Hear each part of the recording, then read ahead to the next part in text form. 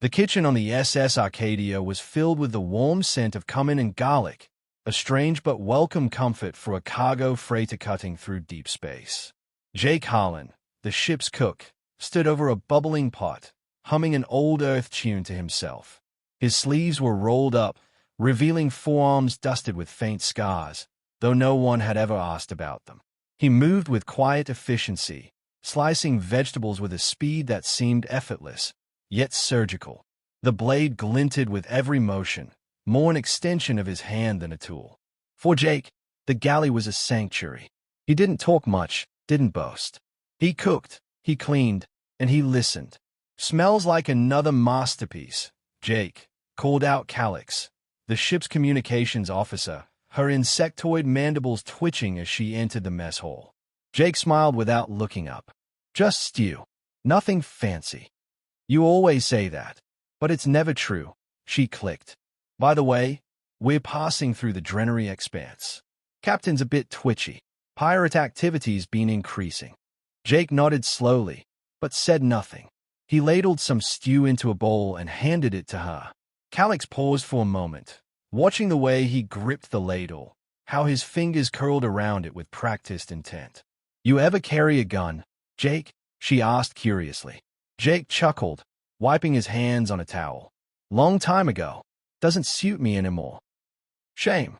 You're probably the only human on board who doesn't carry one." "I carry knives," Jake said, tapping the cleaver by the stove. "But only for meat." Calix tilted her head, her large black eyes blinking slowly. "You ever use them for something else?" Jake's face turned to stone for a heartbeat. Then he softened, exhaled, and gave a tired smile. "Let's just say I've already carried enough steel for one lifetime." Before Calix could ask more, the intercom crackled. "Attention crew, we've detected an unknown vessel on intercept course. All hands, report to stations.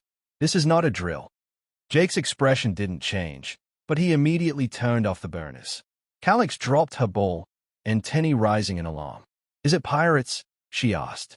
"Most likely," Jake said. His voice was calm, but the way his eyes narrowed made her uneasy. Screams echoed from the corridor outside, short, sharp bursts followed by a blaster report. Calix froze, her bowl crashing to the floor. Jake moved instantly, grabbing her arm and pulling her toward the back pantry.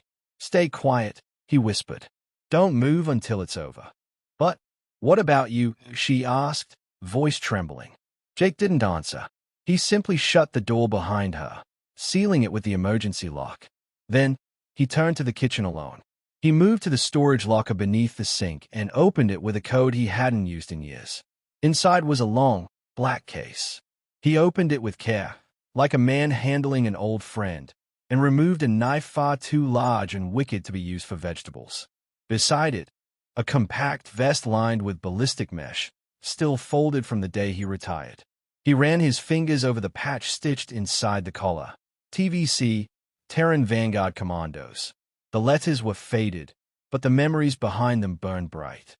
Jake hadn't planned on ever picking this gear up again. He had left that life behind, years of covert operations, hostage rescues, and Black Ops missions buried under layers of classified code. He'd chosen this quiet life on a freighter to forget, to heal. But war just walked back into his kitchen. Outside, the ship's emergency klaxon screamed, and distant blasts echoed like thunder. Jake strapped the vest on, tucked two blades into his belt, and drew a breath. He wasn't the ship's cook anymore. He was something the raiders weren't ready for, and dinner would have to wait. The lights flickered overhead as Jake moved through the dim corridor, each footstep placed with purpose. Smoke curled in lazy spiral from a smoldering junction box, and the distant echoes of shouting, alien voices, sharp and guttural, rippled through the ship like an approaching storm.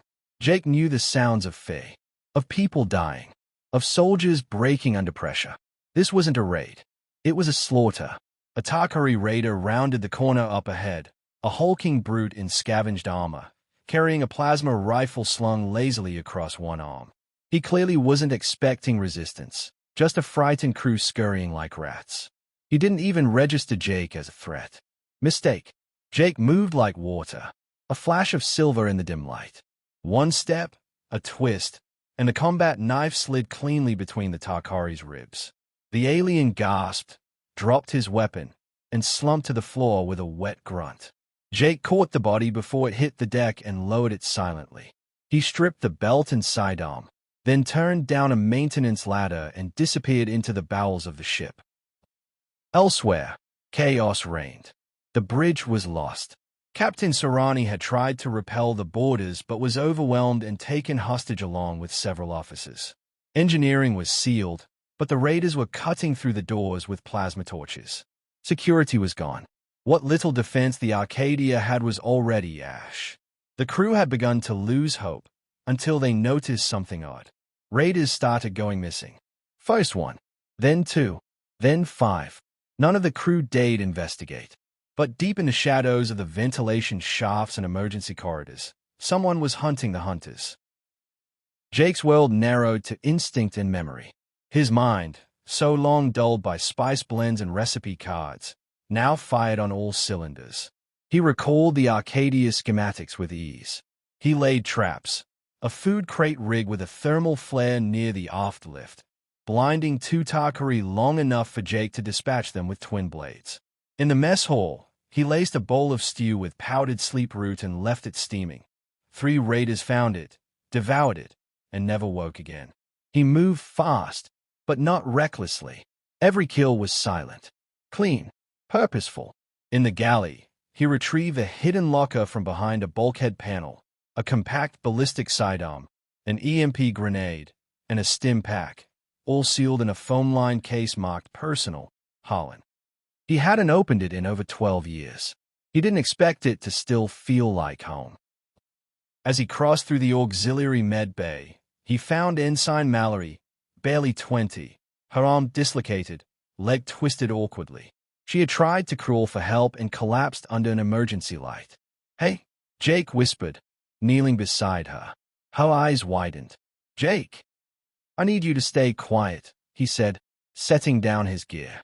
"We don't want to attract attention." What are you doing?" she asked, pain in her voice. "Cleaning up," he muttered, popping her shoulder back into place with a sickening pop. She gasped but didn't scream. "Take this hallway. There's a service crawl space behind the coolant tanks. It'll lead you to Pod Bay C. Some crew are regrouping there. Are you coming?" Jake shook his head. "Not yet. Still cooking."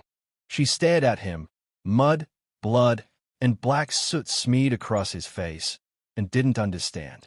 But she nodded and crawled away. In the main corridor, 3 Tarkari squad leaders stood over a broken terminal, barking orders. "Someone's killing us," one hissed. "This isn't a soldier, no armor, no noise, just gone." Their leader, a thick-skulled brute named Graffle, snarled. "Then it's not a soldier, it's a ghost, and ghosts die the same." They didn't know Jake was listening from the vent shaft above them. He watched, counted their weapons, noted their firing patterns. 3. Standard formation. Central 1 holds the detonator to engineering bulkhead. "Take him first." He dropped in silence. 20 seconds later, the corridor was silent again. Jake walked away, wiping blood from his sleeve, leaving the detonation pack melted and useless behind him. He reached the ship's main comm station, now abandoned, and keyed into the emergency override. Static burst, then cleared. "This is crewman Jake Harlan of the SS Arcadia. To any survivors, don't engage. Avoid confrontation. Help is coming. Stay alive.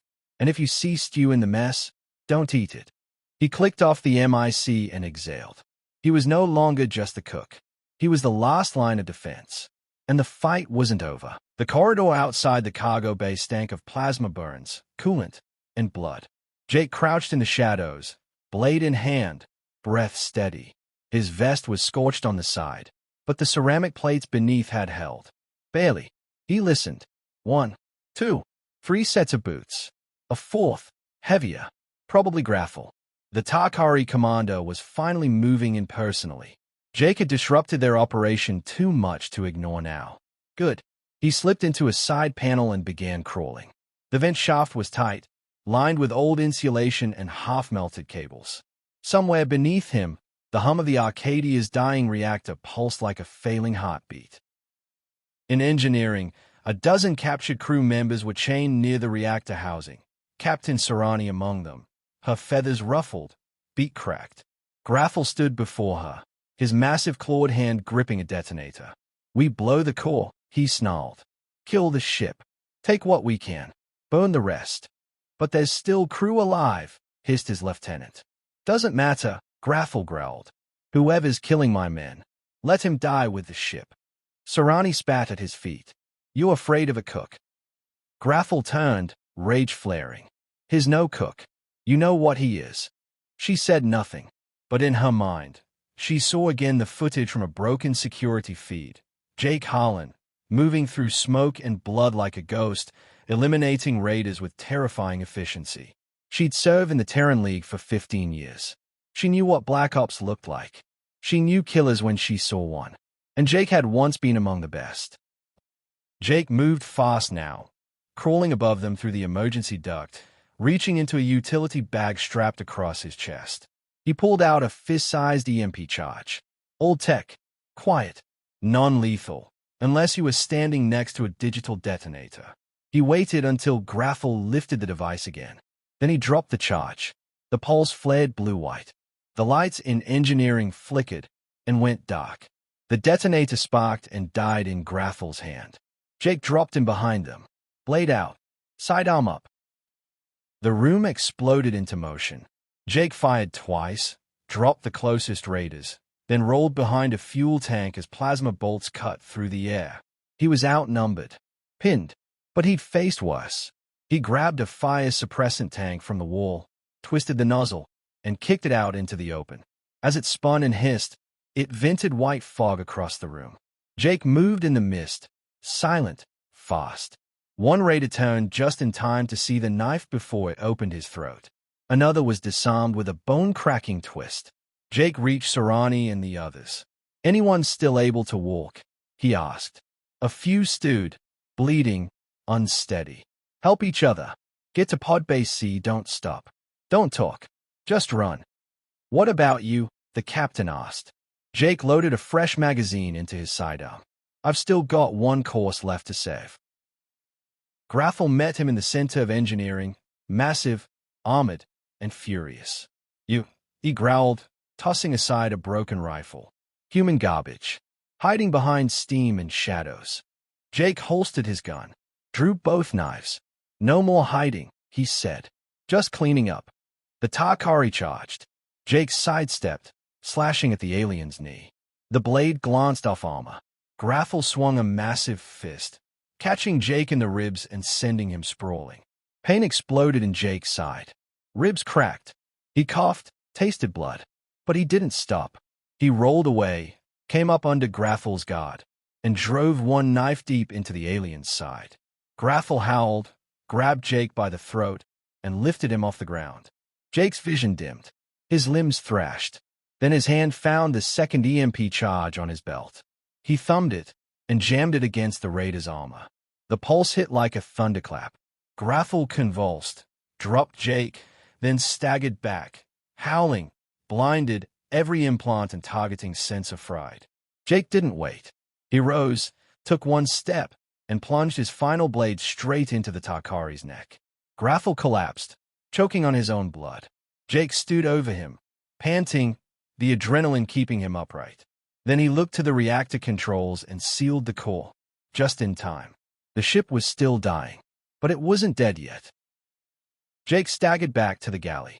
He patched his wounds with one hand while setting water to boil with the other. The few survivors who trickled in stared at him with wide, unsure eyes. Calic sat across from him, still shaken, her mandibles twitching. "You saved the ship," she whispered. Jake said nothing. He just handed her a steaming bowl of soup. "Eat," he said softly. "Long night's not over yet." The SS Arcadia drifted in silence, the stars around her indifferent to the chaos she had endured. Fires smoldered in 2 decks. The hull was ruptured in 6 places, and half the ship's power grid was fried. But she was still alive. So were her crew. Jake Harlan stood in the center of the docking bay, shoulder wrapped in gauze, ribs bound tight beneath his combat vest. He stared at the airlock linking Arcadia to the raider vessel. It hissed and sparked as the pirates made one final attempt to force the connection open. He had 30 seconds. 30 seconds until the last of them stormed through in desperation. Jake looked at the crate beside him, an old fusion battery rigged to a proximity detonator, scavenged from engineering, patched with wire, and set to blow as soon as the docking clamp disengaged. The Arcadia would survive. The raider's ship wouldn't. He turned and jogged back toward the secondary bridge, limping hard now. Each step was fire in his side, but adrenaline had one more run left in it. He tapped into the comms. "This is Harlan. Final phases in motion. All crew clear of the midship sectors." Captain Sorani's voice crackled through. "Everyone's either in escape pods or the secure aft compartments. We're holding tight." "Good. Once that clamp drops, there won't be much left of their boarding corridor." "Harlan," she paused. "Are you?"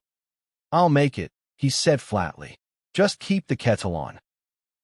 In the control bay, Jake pulled the release lever for the docking latch. Alarm screamed instantly. On the other side, the pirates had gathered for one last push. Maybe 10 of them left. They saw the red lights flash, heard the clunk of mechanical locks disengaging. Then came the last thing they ever heard. Boom! The explosion lit up space. The pirate vessel cracked open from the inside, venting bodies and flame into the vacuum. The connecting corridor was gone, and the airlock on Arcadia slammed shut with a final metallic groan. Jake watched it all from the external cam feed, breath shallow, hands trembling slightly. It was over. 3 hours later, the rescue ships arrived. 3 sleek Terra naval cutters dropped out of warp just outside the debris field. Within minutes, they had sealed off Arcadia, stabilized her power core, and begun medical extractions.